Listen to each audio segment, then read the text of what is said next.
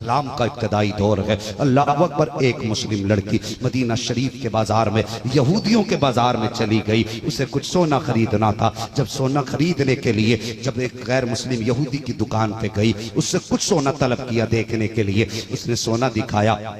जैसी उस बच्ची ने अपना हाथ नकाब से बाहर निकाला, उस यहूदी की निगाह बच्ची के हाथों पे पड़ी। रंग देख करके फरेफ्ता हो गया। कहने लगा कि जितना चाहे सोना ले ले, जितना चाहे जेवर ले ले, लेकिन मेरे दिल का जो अरमान है वो पूरा कर दे। इतना सुना ना, अल्लाह अकबर। वो आज की बेटी नहीं थी, वो मुस्तफा के दौर की बेटी थी। उसने जितना सोना आगे रखा था उठा के उसके मुंह पे फेंक के मारा। कहने लगी तू समझ नहीं पाया है, जो मुस्तफा के हाथ पे बिक चुके हैं वो कभी सोने पे नहीं बिका करते हैं। जो हुजूर के हाथ पे बिक गए हैं उनको सोने से नहीं खरीदा जा सकता।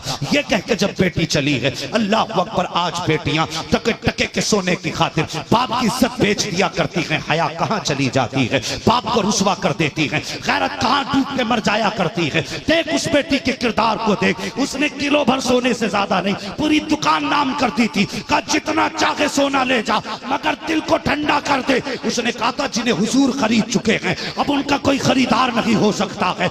ये कह के दुकान से बाहर निकली। जैसी बाहर निकली है, यहूदी आगे बड़ा, हाथ पकड़ा, झटका देकर दुकान में खींचना चाहा। आखिर बेटी थी, क्या कर पाती। औरत साथ थी, ताकत उतनी न थी, लेकिन सीने से आवाज निकली, एक सदा थी। है कोई इस बाजार में कोई गैरतदार मुसलमान जो अपनी बहन की आबरू बचा सके? और बहन की आबरू को लूटने वालों, किसी की बेटी को घर से अगवा करके ले जाकर के शान की जिंदगी गुजारने वालों, तुम्हें तो डूब के मर जाना चाहिए। तुमने दूसरे के बाप को शर्म से झुकाया है, उसके सर को तुमने गैरत की वजह से नीचा कर दिया है। तुम्हें क्या लगता है हौज़े कौसर का जाम मिलेगा अगर तुम किसी बेटी के बाप को रुसवा करोगे? तो याद रखना, फातिमा के बाबा की शफाअत तुम्हें नसीब नहीं हो सकती। नारे तकबीर, नारे रिसालत। हाँ, जो लेके जा रहे सुभान अल्लाह, सुभान अल्लाह वाले हैं, जिनके साथ बेटियां जा रही हैं, उनके भी तो सरों पे टोपियां हैं, वो भी तो गोश्त खाने वाले हैं। अगर ये जुल्म गैरों ने किया होता तो शायद इतनी तकलीफ ना होती, मगर ये जुल्म हमारे अपनों ने किया, हमारे अपनों ने किया। वरना ये कौम तो वो कौम थी, खुदा की कसम, जो दूसरों की बेटियों की इज्जतों की हिफाजत किया करती थी। मैं वो चिराग था जो आंधियों में जलता रहा, मेरे ही घर की हवा ने बुझा दिया है मुझे। हाँ, मेरे ही घर की हवा ने बुझा दिया है मुझे। उसने कहा है कोई हुजूर का कलमा पढ़ने वाला जो बहन की इज्जत बचाए? अल्लाह अकबर। आज इज्जतें लुटती रहती है, कानों कान सबको खबर होती है किसकी बेटी कहाँ जा रही है, और महफिलों में बैठ करके तुम ठट्टे उड़ाया करते हो। खुदारा कल तेरी बेटी जब घर छोड़ के जाएगी तब तुझे पता चलेगा बाप की जिल्लत का दर्द क्या होता है। हाँ, तब पता चलेगा बाप की जिल्लत का दर्द और रुसवाई का एहसास कितना बड़ा बोझ होता है एक बाप के लिए। उसने एक आवाज दी, है कोई हुजूर का कलमा पढ़ने वाला जो इस बहन की आबरू बचाए? तो सुन, ये बाजार यहूदियों का, बस्ती पूरा मोहल्ला दुश्मनों का था। एक कलमा पढ़ने वाला सब्जी खरीद रहा था, उसने थैला वहीं छोड़ा, तलवार संभाली, उधर चला जिधर से आवाज आई थी। अल्लाह अकबर। ये थे ईमान वाले, ये थे ईमान वाले। आज बुज़दिल क्यों पैदा हो रहे हैं? उसकी वजह सिर्फ ये है कि नजरें महफूज नहीं है। हाँ, सिर्फ इसलिए कि नजरें महफूज नहीं है। उसने तलवार संभाली, उधर गया जिधर से आवाज आ रही थी। जब उस तरफ गया तो क्या देखा, यहूदी ने बच्ची का हाथ पकड़ा हुआ है। इसने जाकर तलवार के दस्ते से यहूदी के हाथ पे जो वार किया तो दर्द से उसने हाथ छोड़ा। उसने बेटी का हाथ पकड़ा, कमर के पीछे कर लिया। उसने कहा तुम्हें क्या लगता है इतनी आसानी से मोहम्मद के शहर में उन्हीं के कलमा पढ़ने वाली की तुम इज्जत लूट सकते हो? उसने कहा जब तक ये भाई मौजूद है कोई मेरी बहन की तरफ आंख भी उठा के नहीं देख सकता है। मैं पूछना चाहता हूं कौन सा रिश्ता था इस भाई का? क्या इसके खानदान की बेटी थी? क्या इसके बाप दादा से रिश्ता था? नहीं, ये रहने वाली कहां की, वो रहने वाला कहां था? लेकिन बात मुस्तफा के नाम की आ गई थी, बात बेटी की आबरू की आ गई थी। सारे रिश्ते नाते एक तरफ, बेटी की इज्जत का रिश्ता एक तरफ था। उसने बेटी को पीछे किया। उसने कहा जब तक कि भाई मौजूद है किसी में हिम्मत रही है जो इसकी आबरू की तरफ निगाह उठा के देख सके। अल्लाह अकबर। फिर क्या था? तो हजारों जब एक तनहा मुसलमान ने सैकड़ों के मुकाबले में तलवार निकाली है। यहूदियों में शोर मच गया कि एक कलमा पढ़ने वाला हमारे बाजार में हमें धमका रहा है, जल्दी करो सर उड़ा के इसका नेज़े पे उछाल दिया जाए, इसके सर की फुटबॉल बना दो। लेकिन जानते न थे फानूस बन के जिसकी हिफाजत हवा करे वो शम्मा क्या बुझे जिसे रोशन खुदा करे। अल्लाह अकबर। आए यहूदी, सैकड़ों तलवारें निकल आई। इधर तनहा मर्दे मुजाहिद है, हाथ में तलवार निकाली। एक यहूदी आगे बढ़ा, बच्ची की तरफ हाथ बढ़ाना चाहता था, कलमा पढ़ने वाले ने तलवार निकाली, ऐसा वार किया, पलक झपकते ही सर कहीं था धड़ कहीं था। जब उसका सर कटा तो एक बार की सैकड़ों तलवारें चली। अब इस एक अकेले मर्दे मुजाहिद पर सैकड़ों तलवारों के वार होते रहे। ये झगड़ा शुरू हुआ था तकरीबन आज के दौर से 10 बजे का वक्त होता, यानी दिन का एक हिस्सा गुजरने वाला था। उस वक्त से जंग शुरू हुई है। तलवार चलते चलते सूरज इस मकाम पे पहुंचा कि ढलने लगा। जब सूरज ढलने लगा, सुबह से शाम हो गई। एक मर्द को तलवार चलाते चलाते बाजू थक गए, हिम्मत जवाब देने लग गई। जब बाजू थके, बच्ची ने देखा अगर ये तलवार रुक गई तो फिर इस शहर में मेरी आबरू लुट जाएगी, अगर ये बाजू रुक गए तो फिर मेरी हिफाजत कौन करेगा। खुदा की कसम, उसने बैठ के मजार की चादर नहीं बोली थी, उसने मजार के चक्कर नहीं कहे थे, बल्कि वो जानती थी अगर मिलेगा तो मुस्तफा के वसीले से खुदा की चौखट से मिलेगा। औरत को हया का हुक्म है, पर्दे का हुक्म है। उसने उसी जगह पे अपने सर को सजदे में रखा, रो के कहा था मालिक तुझे तेरे महबूब की इज्जत का वास्ता, एक भाई आबरू बचाने आया है, इसकी इज्जत की हिफाजत कर, इसके बाजुओं को कुव्वत दे।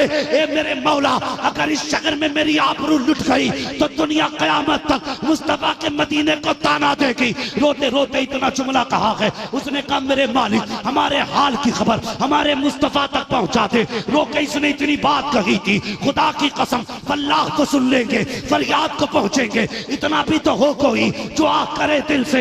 इसने रोके कहा था या अल्लाह हमारे हाल की खबर हमारे मुस्तफा को पहुंचा दे। अभी इतनी बात कही थी कि कमर के पीछे से नारे तकबीर की सदा आई है। बच्ची ने सर उठा के देखा तो क्या देखती है, पीछे पीछे अली आ रहे हैं, आगे आगे तेरे मेरे नबी आ रहे हैं। नारे तकबीर, नारे तकबीर, नारे रिसालत, शहीदाए रसूल कॉन्फ्रेंस, शहीदाए रसूल कॉन्फ्रेंस, खानदान अहले बैत, खानदान अहले बैत, नारे हैदरी, नारे हैदरी, या हुसैन, या हुसैन, हाथों को बुलंद करके बोलिए या हुसैन, या हुसैन, या हुसैन, या हुसैन, नारे तकबीर, नारे रिसालत। हाँ, मैं पूछना चाहता हूँ, अगर हम अकेले खड़े हो जाते थे तो टल ना सकते थे, अगर जंग में अड़ जाते थे पैर शेरों के भी मैदान से उखड़ जाते थे। और यार दस्त तो दस्त है, दरिया भी न छोड़े हमने, हाँ बहरे जुल्मात में तोड़ा दिए घोड़े हमने। हाँ, आज हमारी नजरों में इंसाफ नहीं रहा। खुदा के वास्ते किसी की बेटी को घर से लेके न जा, किसी के बाप के 18 साल की मेहनत में पानी न फेर। अगर शैतान बहकाए तो तुझे शैतान की तरफ नहीं जाना, तुझे तो रहमान की तरफ जाना है, तुझे अपने खुदा की तरफ जाना है। अगर चाहते हो अल्लाह तुम्हारी बेटियों को इज्जतें दे तो दूसरे की बेटियों की इज्जत किया करो। हाँ, दूसरे की बेटियों की इज्जत किया करो। खुदारा उन कदमों पे न चलो जो कौम को तबाही की तरफ ले जाए, उन रास्तों पे न जाओ जो हमारी नस्ल को बर्बाद कर दे। हाँ, बेटियों की इज्जत करो। मेरे हुजूर ने सिखाया, हातिम ताई की पोती लाई गई, हुजूर ने चादर दे दी।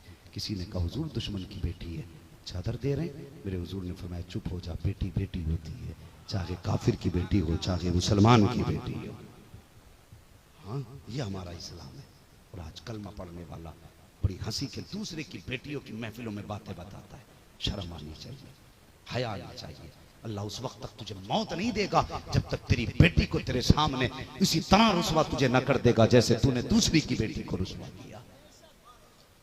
उसके यहाँ देर है अंधेर नहीं। वो छूट तो दे सकता है लेकिन छोड़ नहीं सकता, ये याद रखना। बेटियों की इज्जत किया करो, किसी की बेटी की इज्जत को न उछालो। अपने घर की बेटी से कहो कि बेटी पर्दा कर दे। बाप क्या नहीं करता बेटी के लिए, क्या नहीं करता। वो कभी बेटी हो, बाप को समझना है तो कभी घर से निकलना हो तो कभी बाजार में मंडी में जाके देखो, जिनके बाल सफेद हैं, गर्दन झुका के हाथ में थैला लेके खड़े होते हैं, उनसे पूछो कौन सी मजबूरी ने अल्लाह के बाजार में खड़ा किया है। एक पेट की बात थी, अकेला आदमी तो कैसे भी पेट पाल लेगा, लेकिन जिसके बाल सफेद हो गए फिर भी कमर पे हाथ रख के बाजार में खड़ा है, मजदूरी के लिए आया है। यकीनन जब पूछोगे तो जवाब यही होता है, मौलाना मैंने बेटों के भी निकाह कर दिए, 3 बेटियों के भी निकाह कर दिए, एक बेटी रह गई है, उसके हाथ पीले करने हैं, ये मजबूरी है जिसने मुझे बाजार में ला के खड़ा किया है। एक बाप अपनी इज्जत के लिए बुढ़ापे में तेरे लिए बोझ उठा रहा है और तू बेटी हो के बाप का ख्याल नहीं कर सकती, बाप के लिए तू इतना नहीं कर सकती। क्या ना किया बाप ने तेरे लिए, क्या ना किया। ये चाहता तो तुझसे बर्तन धुलवा के पड़ोस में घर के खर्चे चलाता, ये चाहता तो तुझसे मोहल्ले में सफाई करा के किसी के घर की तुझसे अपने घर का चूल्हा जलाता, लेकिन इसने पैबंद लगे कपड़े पहने, लेकिन कभी तेरे कपड़ों पे पैबंद नहीं आने दिया। क्यों? ताकि मेरी बेटी का कोई बदन न देख पाए। इसने खुद तो पैबंद लगी जूतियां पहनी, लेकिन कभी तुझे घर से नंगे पैर नहीं निकलने दिया, इसलिए कि मेरी बेटी को कोई हिकारत की नजर से न देखे। आज एक बेटी कितनी आसानी से बाप को रुस्वा करके चली जाती है, बाप को जलील करके चली जाती है। वो जवान तुझे भी खुदा का वास्ता, खुदा के वास्ते किसी की बेटी की इज्जत के साथ खिलवाड़ ना करना। हाँ, किसी की बेटी की इज्जत के साथ खिलवाड़ ना करना, वरना तू नहीं जानता अगर तूने किसी की इज्जत को उछाला और बाप अपनी बेबसी पर आंसू बहा के कमरे में बैठ के रोया तो तुझे क्या लगता है उसके आंसू तूने नहीं देखे तो किसी ने नहीं देखे, उसका दर्द किसी ने नहीं जाना तो तूने नहीं जाना। खुदा की कसम अगर वो अंदर बैठ के रोया, आंख में आंसू आए, किसी को खबर हो ना हो, मदीने वाले मुस्तफा को खबर हो जाती है, हुजूर को खबर हो जाती है। करेंगे ना इंशाअल्लाह घरों में पर्दे को लाजिम, बोले इंशाअल्लाह। वरना अगर बेटियां हद में नहीं तो कितने जलसों में आकर बैठो, कुछ नहीं होने वाला।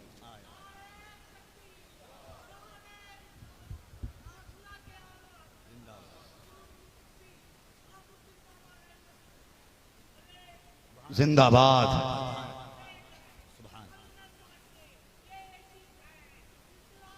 जिंदा होता है हर करबला के बाद। वाह वाह। हाँ, खुदी को कर बुलंद इतना कि हर तकदीर से पहले खुदा बंदे से खुद पूछे, बता तेरी रजा क्या है।